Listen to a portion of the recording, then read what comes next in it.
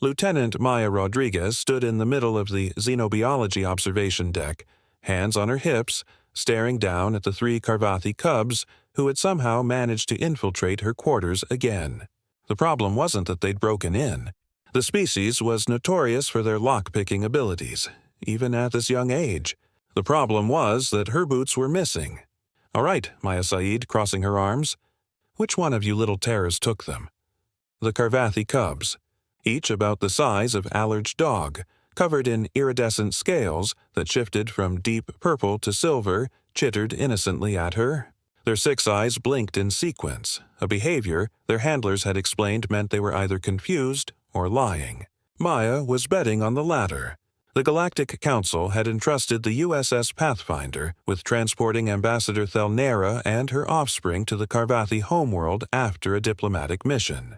What they hadn't mentioned was that Carvathi cubs were essentially the galaxy's most adorable agents of chaos. And for some reason, they had fixated on Maya.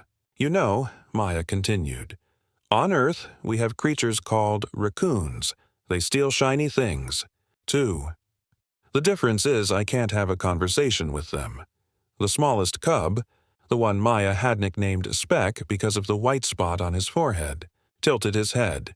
His translator collar crackled to life. Not steal, borrow. Borrow requires permission," Maya pointed out. Commander James Patterson's voice crackled over the intercom. "Rodriguez, you're needed in the briefing room in 10 minutes. Carvathi delegation has questions about human military protocols." Maya glanced down at her bare feet. "Sir, I'm currently experiencing a footwear emergency." There was a pause. "I'm not going to ask, fix it." Maya turned her attention back to the cubs. She'd learned a lot about Carvathi psychology over the past 2 weeks. They were an apex predator species, fast, intelligent, and deadly when mature. But they were also deeply social and responded to pack dynamics. And right now, these cubs had declared her part of their pack. She took a deep breath and did something that went against every regulation in the book. She sat down on the floor, putting herself at their eye level. The cubs immediately perked up, their scales rippling with interest. "Listen," Maya said softly. "I need those boots. They're important to me." The largest cub, Maya called her Spike, moved closer, her head crest rising. "Important. How?" Maya reached out slowly, letting Spike sniff her hand before scratching behind her auditory ridges. "My brother gave them to me before he deployed. He's a Marine fighting in the Outer Rim skirmishes. Every time I put them on, I feel like he's with me." She wasn't sure if they understood human sentimentality, but she pressed on. "In my culture, gifts from family are sacred. They carry love and protection." The 3 cubs exchanged a series of rapid clicks and chirps, their own language beneath the translator's capabilities. Then, Speck skirted away into the ventilation shaft. The middle cub shimmer followed quickly after. Spike remained, settling down next to Maya. "Cubs take things to study," she said quietly. "To understand. You smell like stories. Like warrior." Maya smiled despite herself. "Warriors need boots, though." "Yes," Spike agreed solemnly. A few moments later, Speck emerged from the vent, dragging one of Ma's boots. He dropped it at her feet, then sat back on his hunches, scales flushing a proud gold color. Shimmer appeared seconds later from behind a storage container, the second boot gripped carefully in her jaw-like mandibles. Maya's chest tightened with unexpected emotion. "Thank you," she said, taking the boots. They were unharmed, thought. They smelled faintly of cinnamon, apparently the cub's nesting material of choice. As she pulled on her boots, Spike spoke again. "Mother says humans are strange predators. Weak bodies, but strong something. Word not translate, spirit," Maya offered. "Will, yes, will." Spike's eyes as they focused on Maya.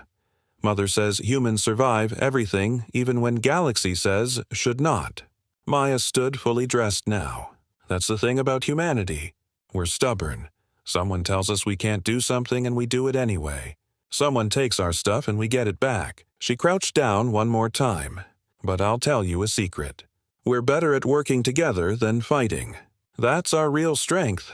Spec chirped something and his translator rendered it as, "Pack makes predator stronger."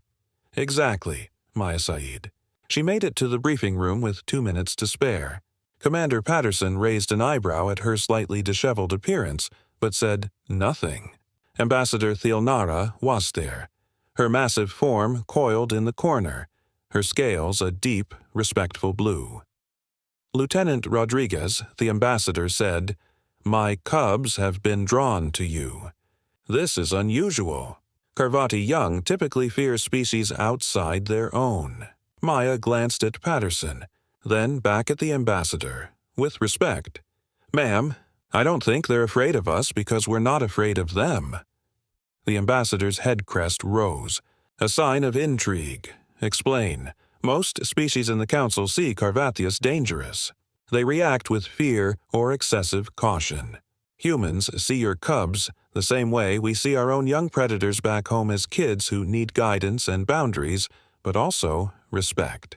Thelnara was silent for a long moment. Then her scales shifted to a warm gold. The Council has long wondered why humans integrate so easily into galactic society despite being such young arrivals. "I believe I understand now. You see people, not categories. We try, ma'am." Maya said, "We don't always succeed, but we try." As the briefing concluded, Maya felt something tug at her pant leg. She looked down to find all 3 cubs clustered around her feet. Spec held something in his claws, a small carved token made from what looked like shed scales. "Hack gift," he said, "for warrior sister." Maya accepted the token, her throat tight. In that moment, she understood what humanity brought to the galaxy. Not superior weapons or technology, not even military prowess. They brought the simple revolutionary idea that everyone, even predator cubs, deserved to be seen as individuals worthy of respect and love. And sometimes that was the most powerful weapon of all.